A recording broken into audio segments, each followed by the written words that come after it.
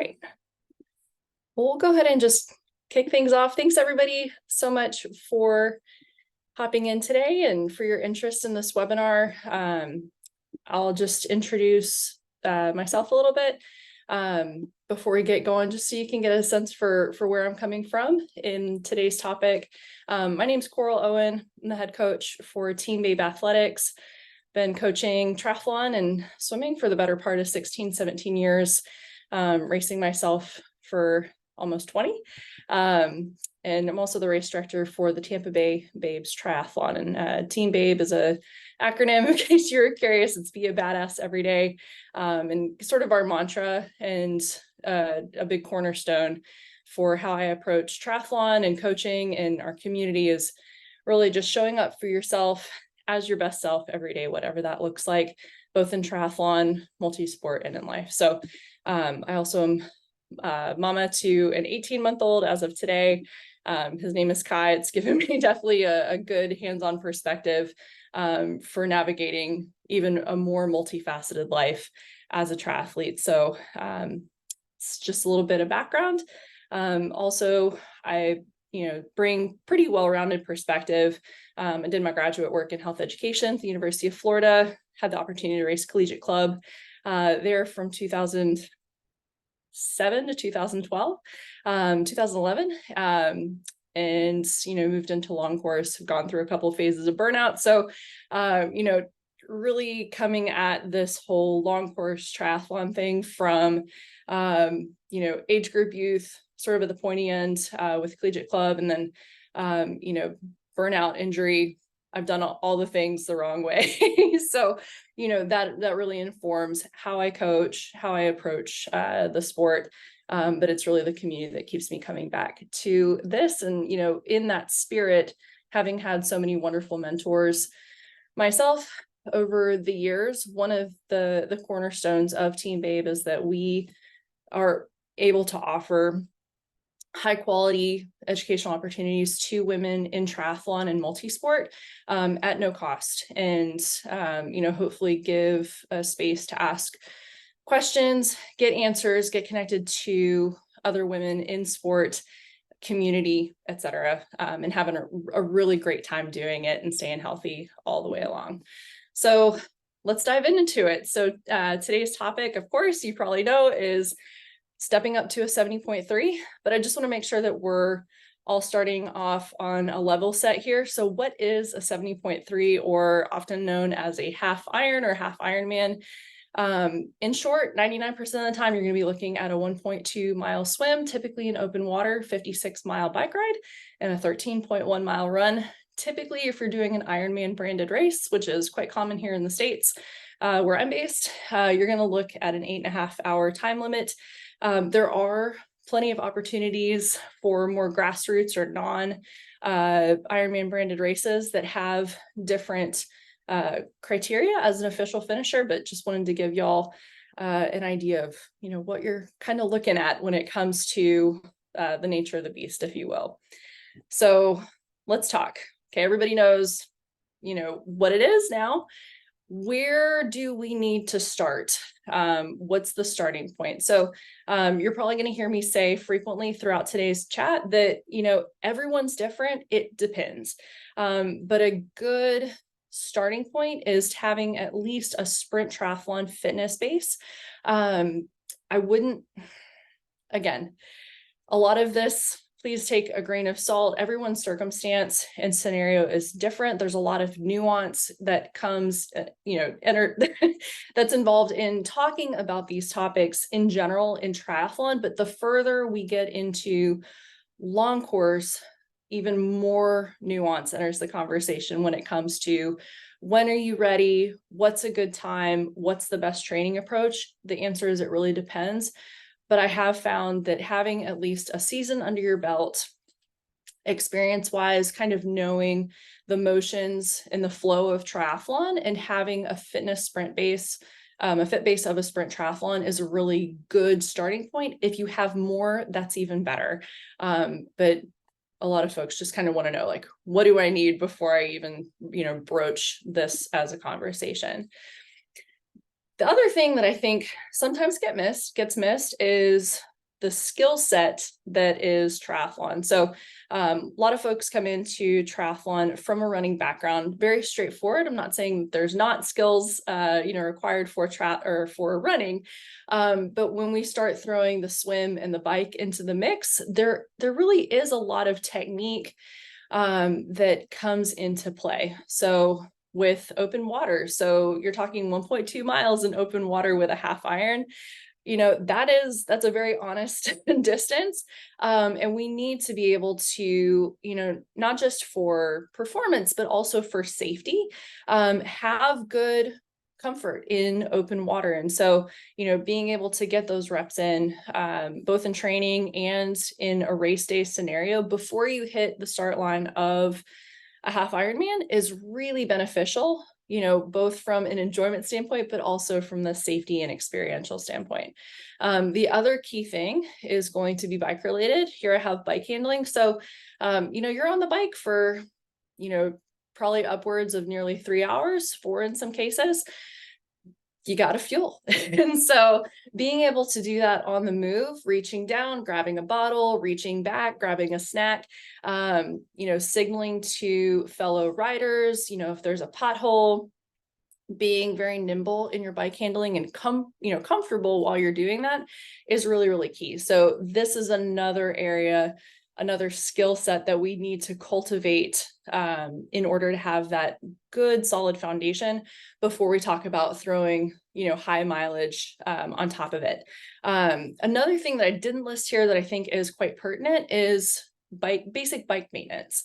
So can you fix a flat? Can you tighten a loose bolt on your bike? Sort of what I call these showstopper moments. If you don't have technical support right there, a lot of these bigger races, Ironman branded races, they do have mobile like tech mechanic couriers that are on mopeds that can get to you hopefully eventually, but having that ability to be self-sustaining and self-reliant and get yourself back on the road and up to speed, both on race day, but also in training too. Hopefully you're training with a group. But that's also a really key thing, again, just for safety, efficiency, but also just for peace of mind. It brings a lot of confidence to be able to do these things on your own power. And then also, something else that we will talk about a little bit today is this head game, this mindset that really plays such an integral role in success, enjoyment, and just overall, fulfillment in this sport is the head side of things, the mental side of things. So this belief in yourself, do you have, that confidence that you can carry forth through the training day in, day out. And, I won't say necessarily that, you need a strong belief to get there, like right when you sign up, but having, something that you're working with, there's a lot of confidence that is built over the course of training that will ultimately get you to race day. So it's, kind of like a muscle that you can work in training as well. But I want to really, underscore that the mental side of things, especially in these full day endurance events, half full, et cetera, that it can't be overlooked or underestimated what a big difference that can make both in your training, your persistence, perseverance, and then also on your race day experience. All right. One of the great conversations, and I think a lot of folks start talking about this time of year is, what race do I choose? Okay. So like you've decided this is an endeavor that you want to embark on. There are so many wonderful options out there. And so being strategic in selecting your race of choice, especially for your first one, you want to make sure that you're setting yourself up for success, making sure that you're working with your strengths, kind of assisting your limiters where you can is really, really key for success, enjoyment, and then just making sure that, you're not kind of square peg, round hole, trying to make it work. So let's unpack this a little bit. First off, what are your strengths? So if you are, I'll just use Tampa Bay as an example because that's where we're based here with Team Babe. You know, it's probably not a surprise. Florida's really flat. So, you know, if I'm looking at a half Ironman, I'm probably not going to choose a really hilly race unless, you know, I come from a hill climbing background. That's my bread and butter. If I, you know, am not super stoked on open water, saltwater swims, ocean, you know, maybe we're looking at a down current swim. You know, Chattanooga has a great down current swim. There's a bunch of them on course. So, you know, looking at things like that. So, you know, if you're a flatlander, you like to, you know, that's what you're training in, that's what you're adept at. You know, choosing a flat course is going to be beneficial for the bike and or the run. And so looking at these, you know, different, you know, characteristics of the race. Races have different personalities. Where, you know, where is it located? You know, city-wise, et cetera. Lots goes into this, but looking first off, where are your strengths within triathlon from the swim, bike, and run standpoint? And then also too, where are your limiters? So what's, you know, maybe not quite as up to speed with your strengths, and making sure that you're playing to your strengths, boosting your limiters where you can. Another key consideration is what does the travel to this race look like?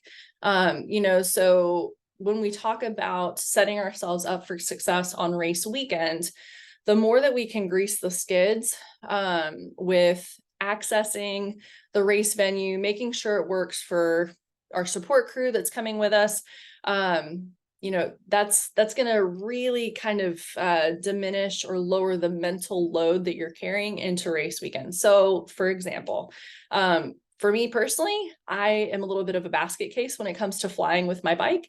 So if I'm doing and looking at, you know, sort of these bigger races, I'm going to choose something that I can personally drive to. We've got plenty of athletes that we work with that have no qualms about flying with their bike. It's been great. They use Tri-Bike Transport. They're good to go. So races farther afield or farther from their, you know, doorstep are also a good option. But just knowing kind of what your personal tolerance is really important when selecting a race of choice. And then also, what's your experience when it comes to, you know, is this your first time out the gate? Which probably most of y'all on today's webinar perhaps fall into that category. Again, just underscoring that setting yourself up for success is not going like taking the easy route out. It's framing it more about setting yourself up for success and making sure that you have a strong foothold going into race day, feeling confident, and just being able to enjoy the experience that much more. All right. Let's talk a little bit more about what the training looks like. This is such a massive topic. I'm trying to condense it into one slide.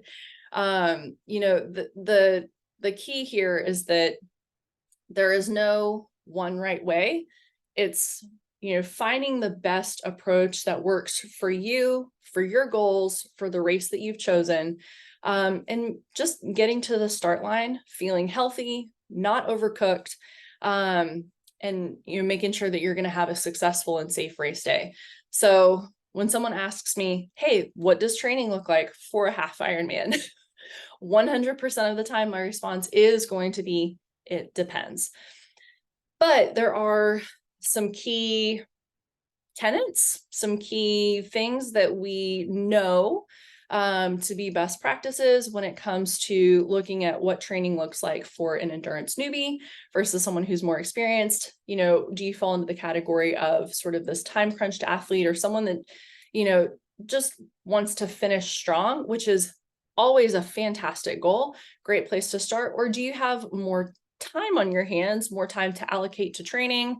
Maybe this is your second, third time around the block. You've, you know, got that base. We don't have to be quite as conservative building into that mileage, or you want to push the pace a little bit, maybe gun for a podium spot. All of these things heavily influence how we construct a training week and how we construct an overall build into race day fitness. So just, I'm going to speak in generalities here. Again, there's a lot of kind of, existence on the spectrum as to what this exactly looks like person to person.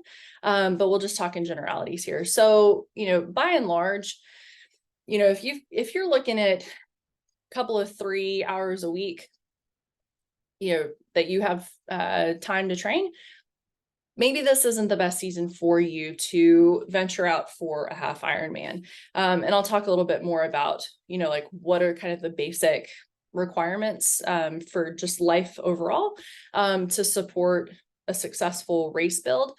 But, just speaking to the time required here, by and large, you're going to want to look if you're sort of at this lower end of training volume per week, probably 7 to 9 hours is very reasonable. Again, we build volume as we get closer to race day. Long rides increase, long runs increase in time and distance, long runs as well, or long swims, excuse me. So you're going to start you can start with maybe 3 to 6 hours a week. Again, just depending on what your starting point is. And then over the course of maybe it's 16, maybe it's 20, maybe it's 24 weeks, we're progressing up to 7 to 9 is a very reasonable time allotment per week to have a successful race day. You're probably not going to see, podium results with a training volume like that, but you will cross the finish line successfully, feeling strong, feeling healthy. And if that's the goal, that's a major win. If you have a little bit more time on your hands, you want to push the pace a little bit, and you've got a season or two under your belt, or come from a strong endurance background, we may look closer to the 11 to 12, 13 hour per week range. And, we've got a little bit more to work with. As far as week, kind of week over week construction, like what is the midweek? What does the weekend look like? That can vary wildly. Kind of the core place to start if you're looking at what makes a successful training plan. You want to be swimming at least a couple times a week, riding your bike a couple times a week, running a couple times a week as far as, focal sessions. And then a really easy way to build additional run volume is adding a little bit of a brick workout off the bike.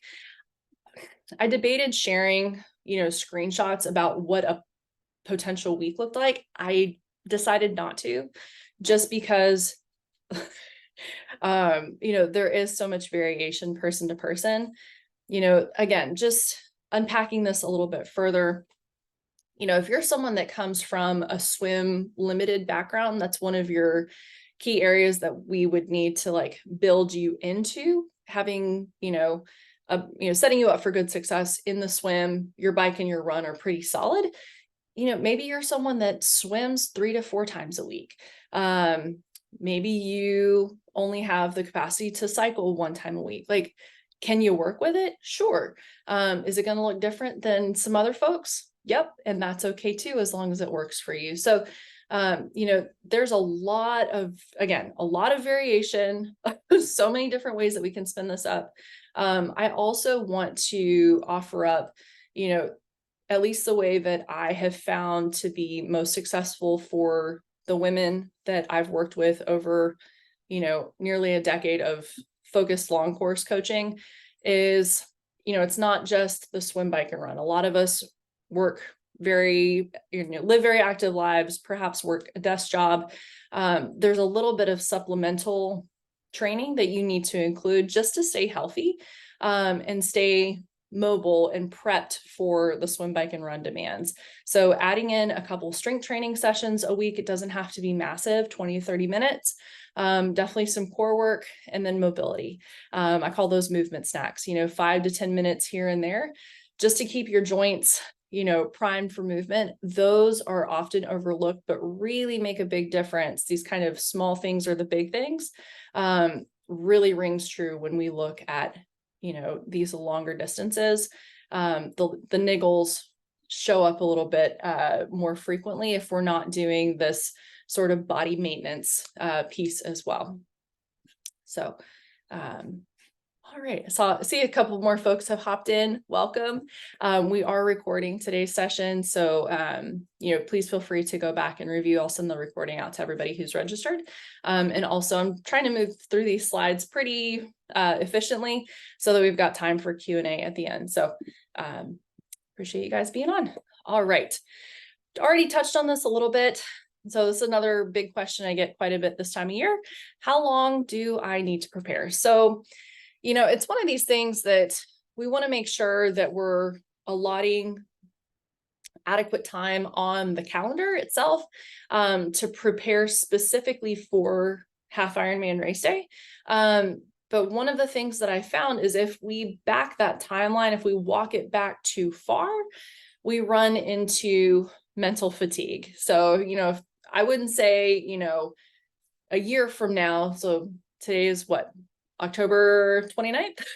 I wouldn't say, a year from now, if you've got a, half Ironman, October 29th, 2024, we wouldn't start half Ironman training today. If you decided today that this is your goal in 1 year, we would not start half Ironman specific training today.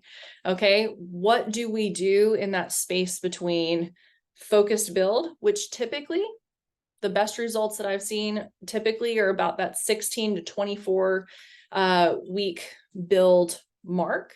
What the heck do we do until then? Okay. Oftentimes what I would recommend to athletes is that you're going to work your limiters, maybe do some races and the things that you, kind of want to boost your chops on, do some short stuff, get some more experience. But with the mindset that we're scaffolding your fitness, your experience, all of those things into as solid a platform as possible from which to launch your half Ironman training. So, just because race day might be a while out, still put it on the vision board, look at it every day, know that that is where you're heading, where your intention is set. But also don't hesitate to really take a deep focused look, especially this time of year. Most of us aren't probably staring down the barrel of, race day in the next couple of few months. This is an ideal time to dig into those limiters that we were talking about, whatever that looks like for you. Maybe it is strength building, power building, maybe it's swim technique, maybe it's a run form adjustment, anything like that. A bike fit, please get a bike fit. But lots of different ways to spin this up. But yeah, 16 to 24 weeks, just the short answer is about what a specific half Ironman focused build will look like for most people. All right. So the back half of this, we've talked a lot about the what, the how, should you go for it?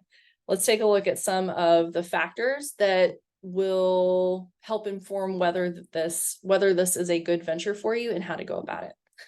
Okay. So first off, life considerations. None of us are making a paycheck probably from racing triathlon. So, there's a lot of stuff going on among the training and day-to-day that we're doing. So, just kind of take stock. Where is your energy spent outside of triathlon? Does it all kind of balance out? One of the things I talk a lot about with our team is this concept of what I call the stress bucket.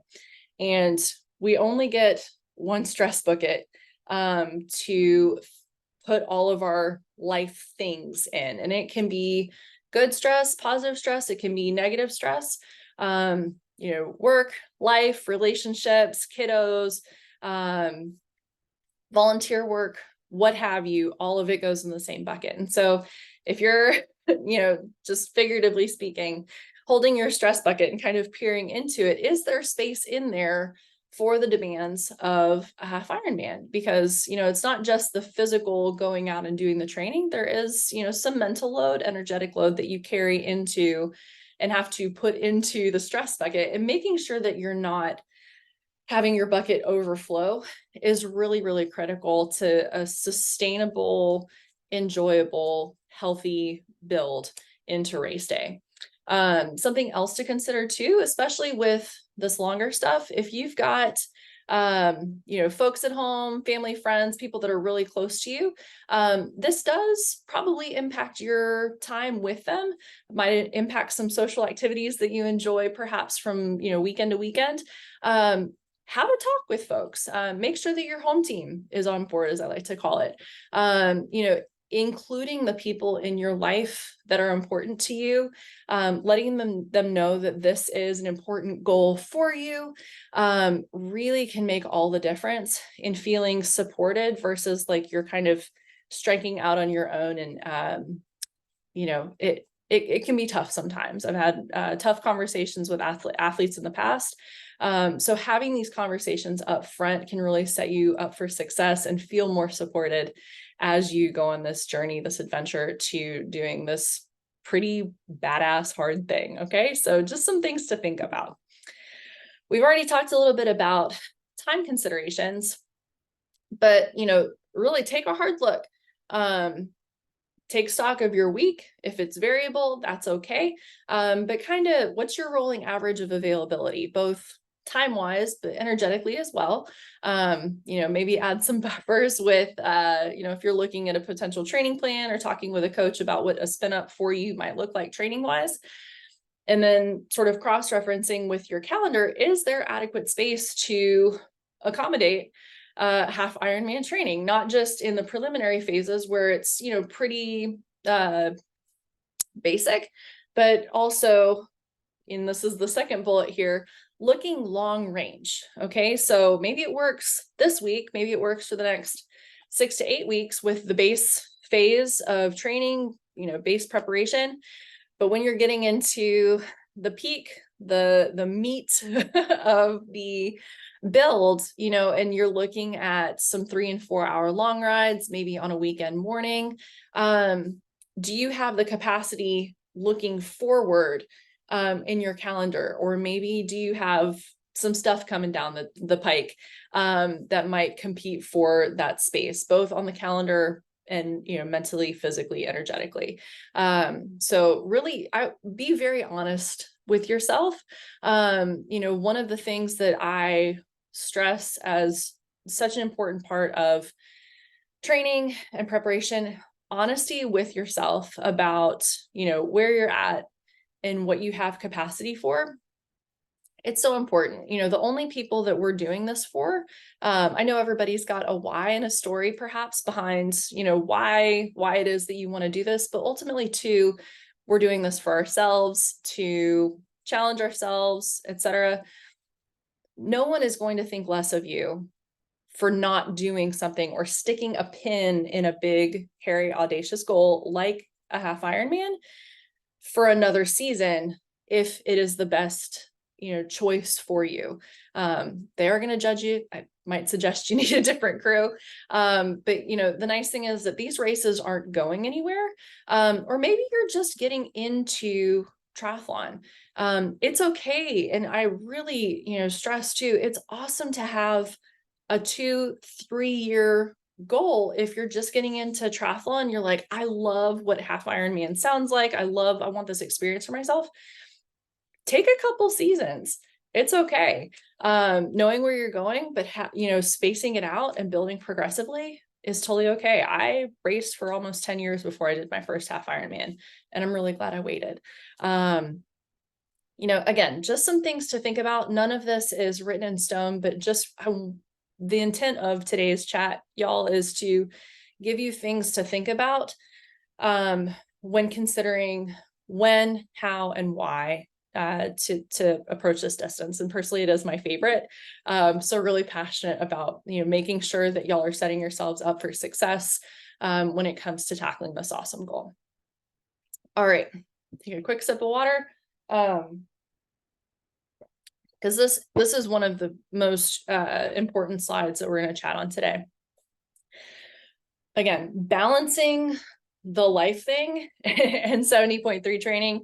I always chuckle a little bit. Balance, I think, it's a little bit, hard to put our finger on. It's a little bit of a moving target. I think most of us can relate to that. But just figuratively speaking, how are we coordinating all of these things successfully and making sure that we're keeping track of tri training along with all the life stuff and making sure that our stress bucket is not overflowing.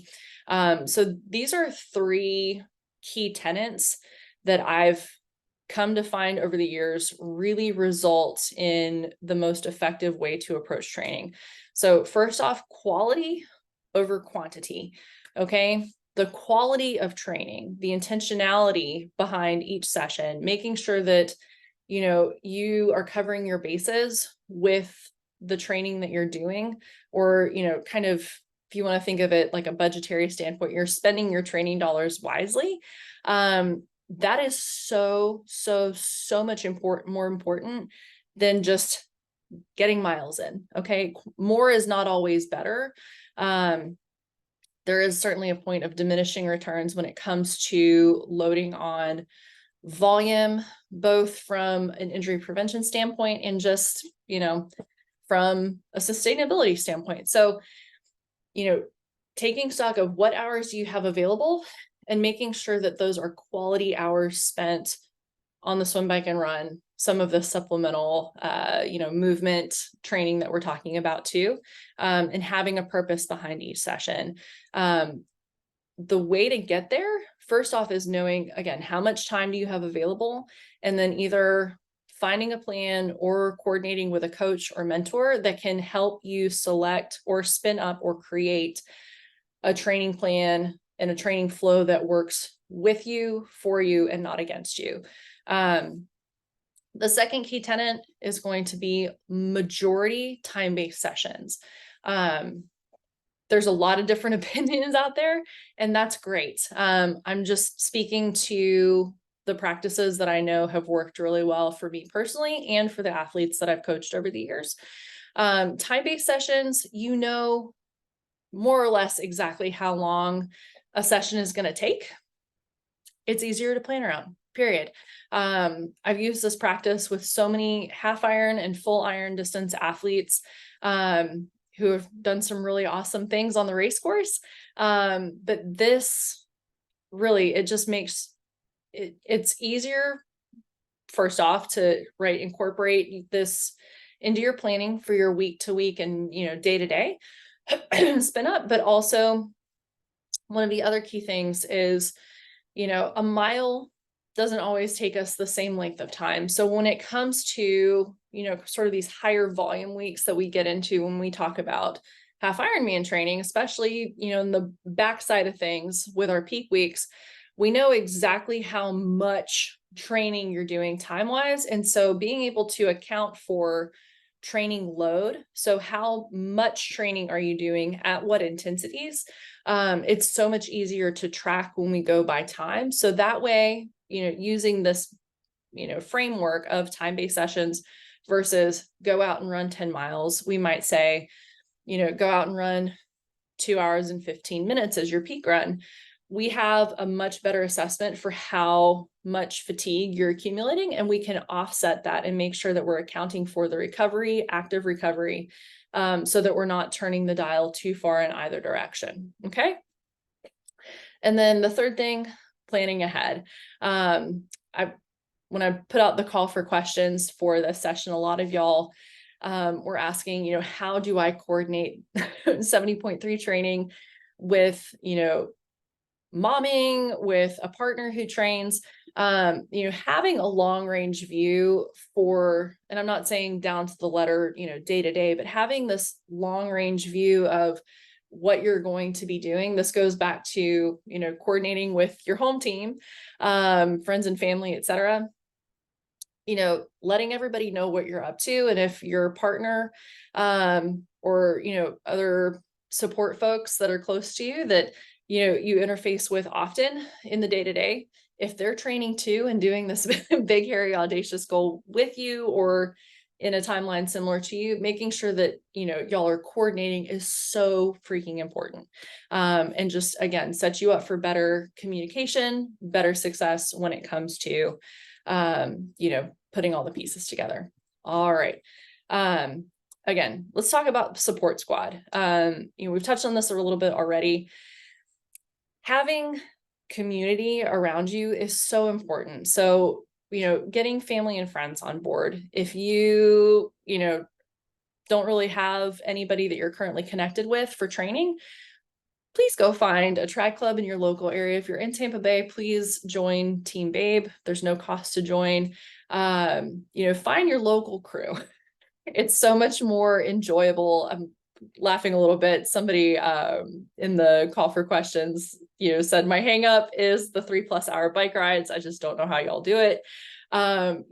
Those are challenging. I'm not gonna beat around the bush. Some of this stuff, it's mentally challenging, but if you have folks that you can, tag in with for group swims, group rides, long runs, if you're a lone ranger, that's great too. But, having that community piece is so helpful. If you just need a little bit of boost to get out of bed in the morning, go out and make it happen. Also, when you're talking about building your support squad, your support team, again, having a coach, mentor, especially if this is kind of your first time around the block, around this distance, to ensure that you're training smarter, not harder, or more volume, and figuring out that good spin up for you, consider working with a coach, consider working with a mentor.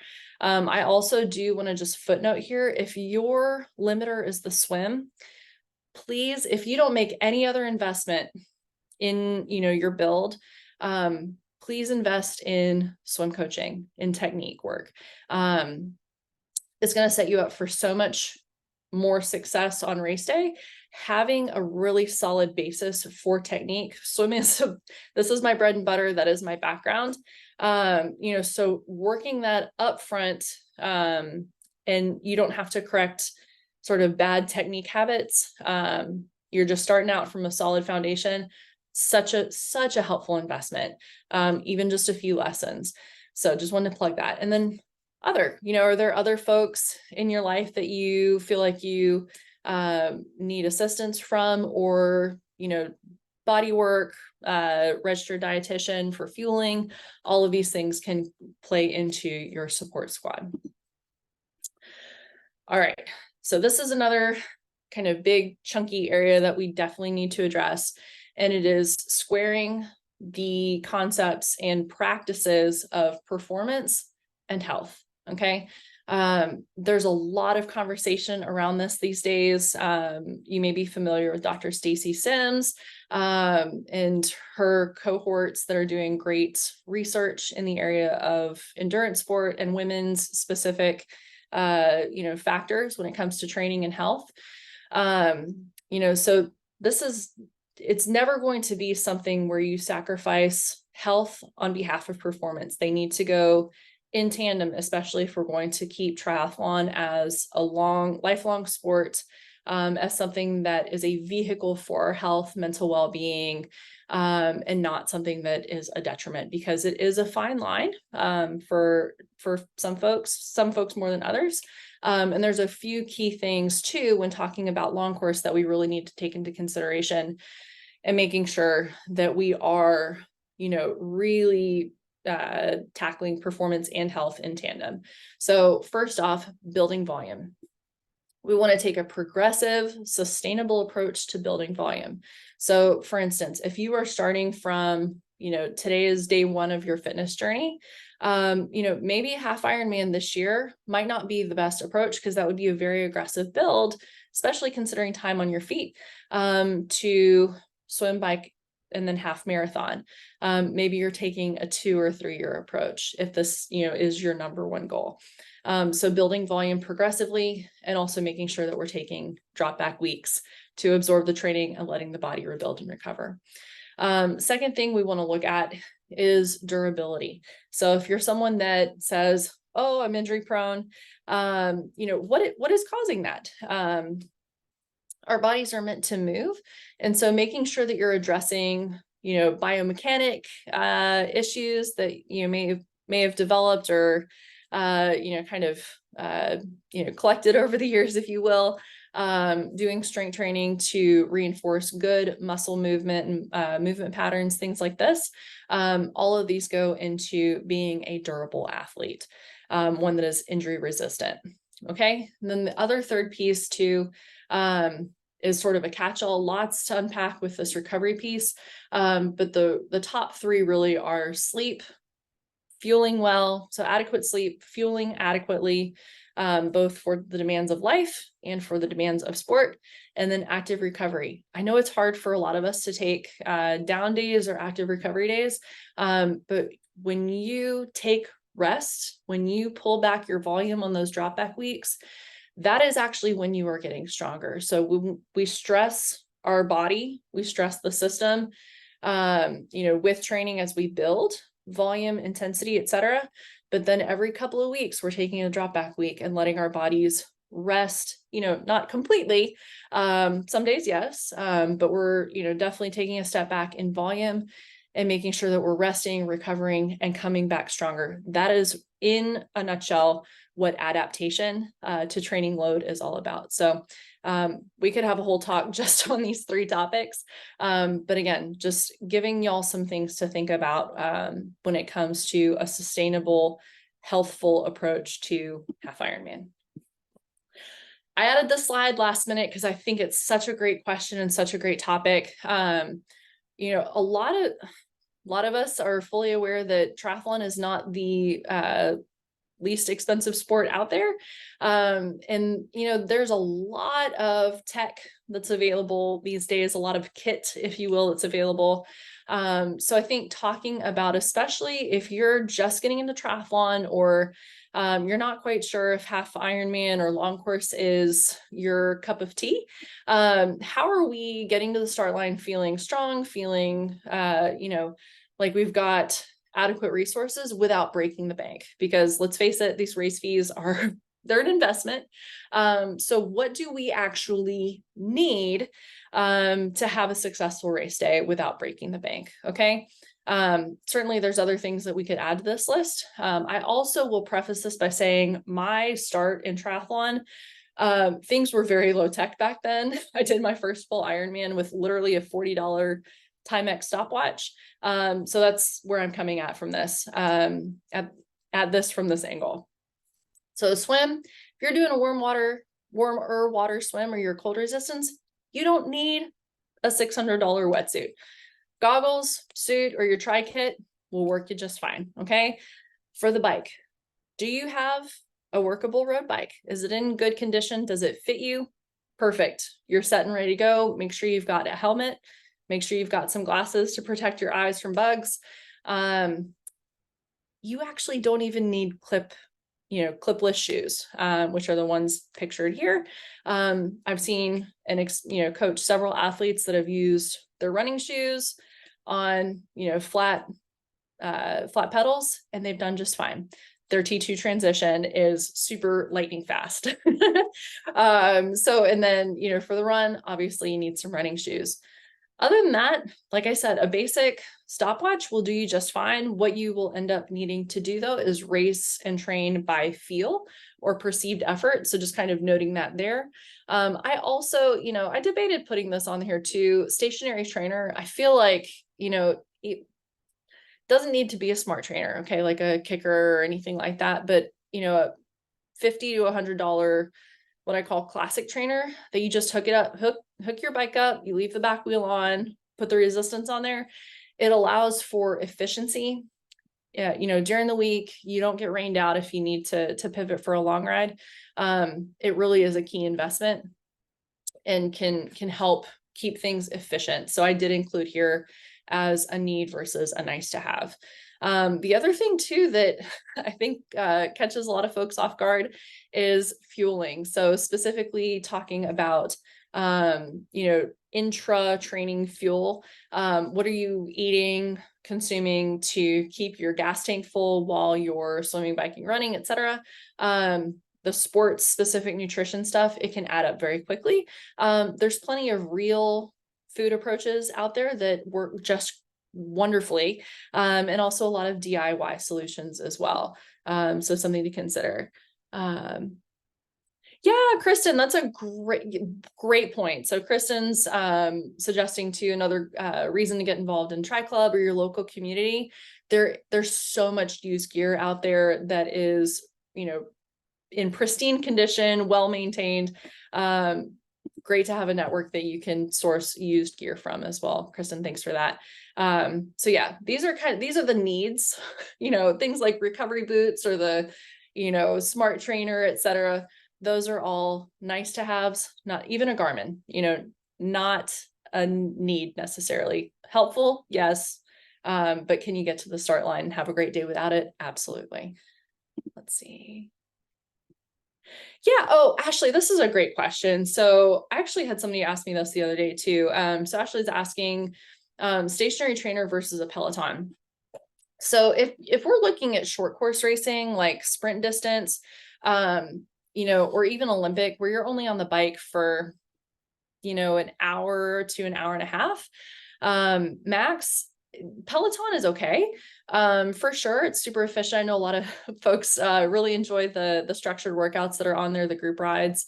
When we're getting into half iron distance, I really hesitate to suggest doing the bulk of your training. If you're doing, indoor rides, I hesitate to suggest doing the bulk of that on your Peloton, because oftentimes the geometry or your positioning, if you will, on a Peloton versus your race day bike, they're going to be pretty different. And also getting used to the seat, the handling, etc. Well, handling not necessarily, but the seat and just the configuration, also the gearing too. We do shift on the trainer even still. So I would say if you are looking more at half iron distance, a stationary trainer is definitely going to be advantageous over a Peloton. Again, can it be done? Yes. But again, talking about setting yourself up for success, the more, seat time you have with your race day bike, the better. It's a great question. All right, we're closing on the last couple slides here, folks, and then we'll do a little bit of a Q&A. One thing finally that I wanted to cover before we talk briefly about mindset, common potholes, if you will. So what are some places that things kind of go off the rails, and how can we avoid them? So just in brief, overtraining,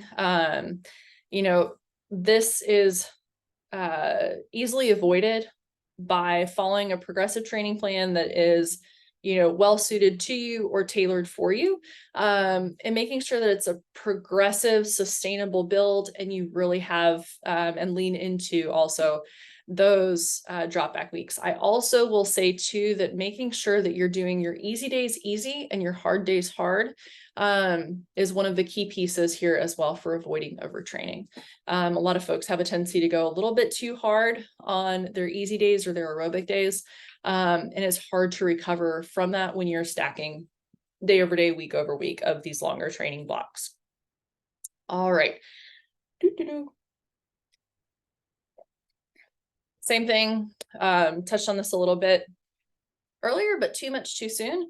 So really taking stock and being honest, where are you at versus where do you want to go? And making sure that you're giving yourself adequate time to get there. So if that's a season, great. If it's maybe a 2 to 3 year or even longer plan, that's awesome too. But just, be aware of and be honest with yourself about where you're at and what it will take to get to that goal and make sure it's sustainable. Again, underfueling. Again, I'm so glad the conversation is a lot more prevalent these days than it was, 5, 10, 15 years ago, about ensuring that you have a full gas tank when you're asking demands of training on your body, especially for this long stuff. So making sure that we are eating enough, frequently enough throughout the day, around our training, within our training, to support everything we're asking our bodies to do for us, is so, so important, especially when you're talking about, overtraining syndrome, red S, relative energy deficiency in sport. There's lots of stuff to read out there about that as well. But, a fueled athlete is a strong athlete in my experience. Finally, getting ahead of the moment. I'm going to talk about this mindset piece. This will kind of segue us, into our mindset piece real quick. Being where your feet are and being in the moment. I know it sounds cliche, but it's so important. So really what I am referring to with this, bullet is, if you're standing right here and you're at the start of your training plan, and if you have a training plan that's already laid out for you, down to the letter, and you're looking and you're going, oh my gosh, in 14 weeks, I have to, be able to ride, 3.5 hours. I can only ride an hour right now. How am I ever going to get there? Like, that's what I'm talking about here. So getting ahead of yourself, looking too far down the line, you're missing the lessons that you're learning here in the moment, and really appreciating where you're at. And all of the awesome things that go along with the day-to-day of being present in the moment while you're doing this awesome thing and the road there. Really, to round this out, sorry, folks, I can talk about this stuff all day long, because I enjoy it so much. So I'm going to try to round this out here. I will stay on, for a little bit beyond the hour if you have time and want to ask a couple questions. Last two things here that I want to leave you with. First off, with mental preparation, having this concept of good, better, best scenario is really helpful, and something that I've leaned into heavily myself. So going into training, I'll give you two examples here. Going into training, let's say that you have an hour run on the schedule. You're looking at your calendar, you didn't get it done in the morning, something happened. You're like, okay, I'll get it in after work, and you only have a 35-minute window. So best case scenario, we would have gotten it done in the morning, full hour, aerobic effort, totally great. Better scenario, maybe we've got an hour after work, eat a snack, get out the door, get it done.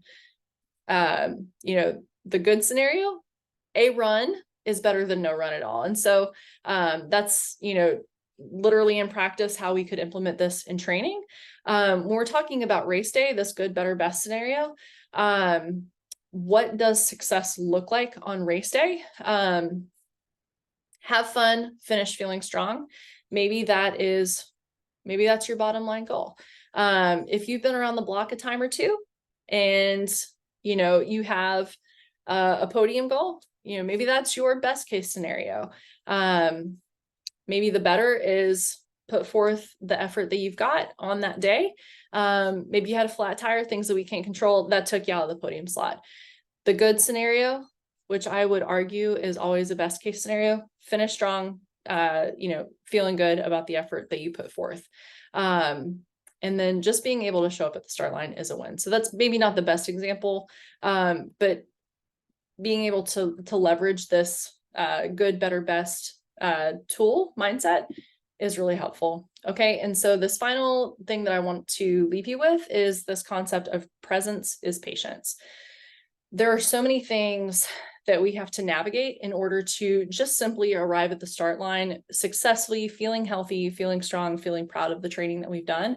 The best way to do that is by taking the moment that you're in, not rushing, not looking ahead and worrying about what's coming down the line, not looking back at the training that you've done and going, oh my goodness, that was, I should have done better. When you are in the moment, you're fully intentionally focused and putting forth effort on what you are currently doing. And so the outcome of that is going to be the best that you possibly can muster on that moment, in that moment, on that day. And so when you are present, you have patience, you have intentionality, and you have the best outcome that you can summon on that day. So just something that's helped me quite a bit, and that I wanted to leave y'all with. So we do have a little bit of time. I'm going to go ahead and just stop sharing these slides. But if y'all have any questions, please, please feel free to turn your video on if you like, unmute, or you can just ask them in the chat as well. But I appreciate y'all hanging out with me this afternoon. This has been a lot of fun. Sorry, it went a little bit longer than I anticipated. So.